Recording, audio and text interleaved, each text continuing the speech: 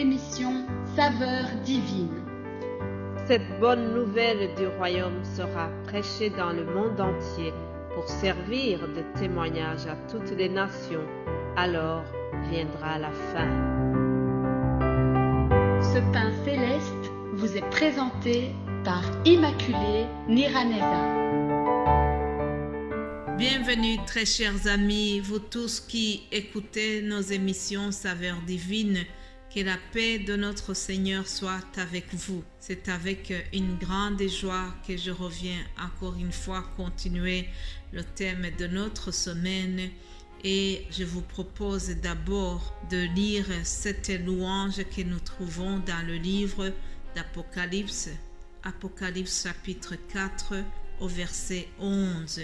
Il est écrit « Tu es digne, notre Seigneur et notre Dieu, de recevoir la gloire, l'honneur et la puissance, car tu as créé toutes choses et c'est par ta volonté qu'elles existent et qu'elles ont été créées. Alléluia. Notre Dieu est digne d'être adoré ce matin. Il est digne de recevoir la gloire dans tout ce que nous allons partager. Il est digne de recevoir l'honneur. C'est à lui l'honneur parce qu'il nous a créé cette journée. C'est à lui qu'il revient toute la gloire car il nous a donné le souffle de vie ce matin. Alors, si vous m'écoutez et que vous partagez la même conviction que moi, donnons la louange, donnons toute l'honneur à notre Dieu, car il est puissant, il a créé toutes choses et par sa volonté qu'elles existent, nous dit la parole. À lui la gloire, à lui l'honneur, à lui la puissance. Alléluia. J'ai trouvé vraiment cette louange dans le livre de l'Apocalypse et j'ai aimé cette louange qui a été glissée dans ce chapitre 4. C'est pour cela que j'ai voulu vous partager cela. À lui l'honneur dans nos émissions Saveurs divines, que toute la louange, que tout l'honneur revienne à notre Dieu. C'est lui qui nous donne la puissance, c'est lui qui nous donne la possibilité de partager, de continuer à vous partager la parole de Dieu. Je rends grâce à Dieu, je remercie le Saint-Esprit qui continue à nous inspirer. Chers amis, ce n'est pas facile. Si ce n'était pas l'aide du Saint-Esprit, je ne pourrais pas y arriver. Mais vraiment, je le remercie pour son soutien et pour vos encouragements aussi. Alors rapidement, reprenons notre thème de la semaine. Vous savez que nous sommes sur ce titre qui nous dit que nous sommes des citoyens du ciel. Nous sommes des citoyens du ciel.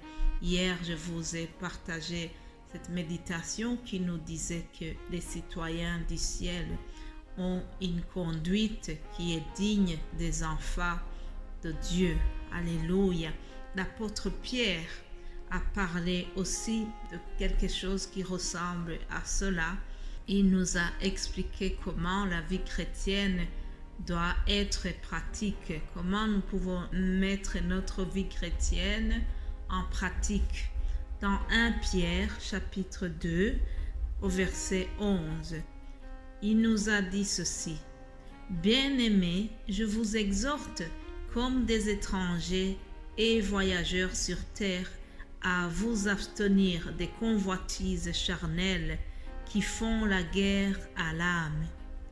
Ayez au milieu des païens une bonne conduite, afin que là même où ils vous calomnient, comme si vous étiez des malfaiteurs, ils remarquent vos bonnes œuvres et glorifient Dieu au jour où il les visitera.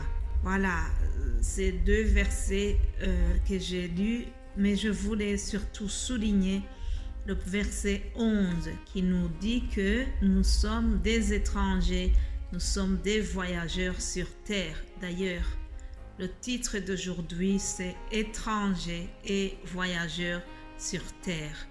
Mes bien-aimés de Dieu, nous sommes donc dans ce monde, mais nous ne sommes pas fixes. On va dire que nous ne sommes pas vraiment domiciliés ici dans ce monde. Nous sommes comme des gens qui sont en transit. Nous sommes des voyageurs, comme dit la parole que je viens de vous lire. Et comme nous sommes des voyageurs, nous ne devons pas beaucoup investir ici.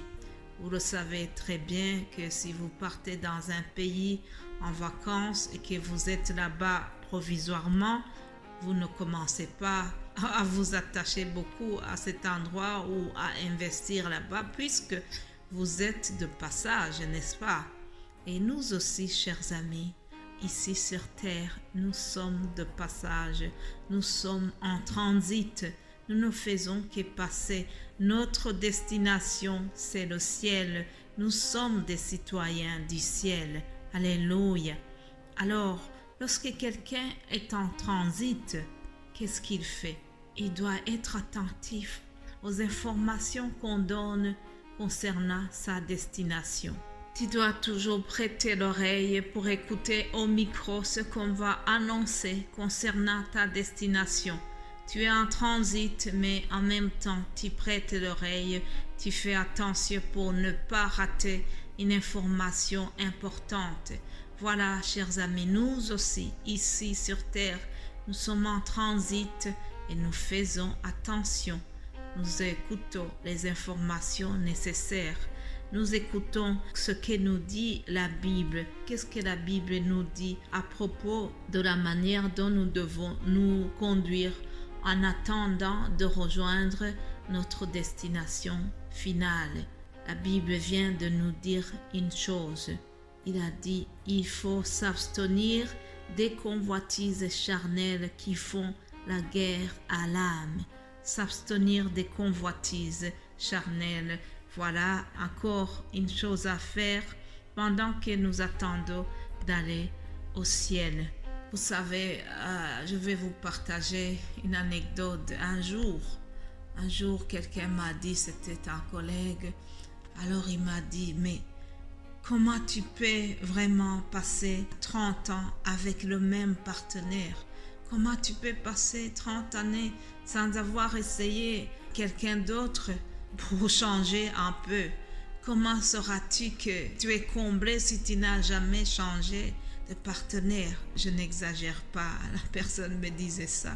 Il voulait me faire comprendre que j'ai tort, que je n'ai pas essayé autre chose. Mais la Bible me dit que je dois m'abstenir des convoitises charnelles, chers amis.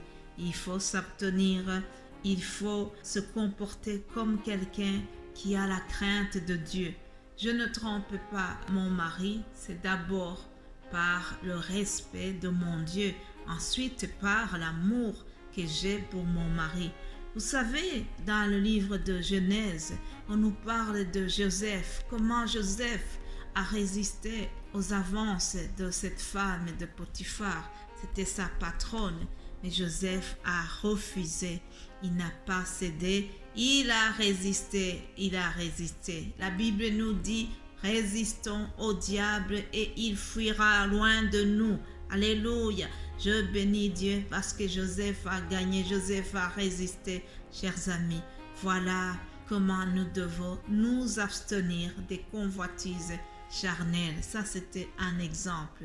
Quelqu'un qui est citoyen du ciel, il doit s'abstenir des convoitises charnelles.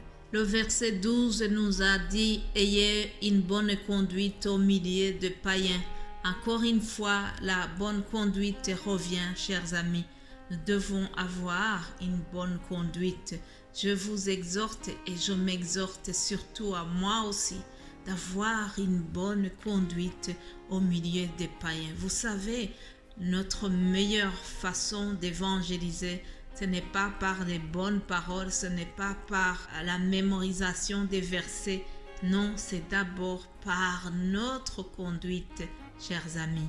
Je termine en rappelant que nous sommes étrangers et voyageurs sur terre et Dieu nous demande une chose. Pour cela, il nous demande que notre lumière luise devant les hommes afin qu'ils voient nos bonnes œuvres et qu'ils glorifient notre Père céleste qui est dans les cieux. Soyez bénis, chers amis. soyons lumière et continuons à penser à notre destination finale. Nous sommes les citoyens du ciel. Alléluia. Soyez bénis au nom de Jésus-Christ. Amen. Amen.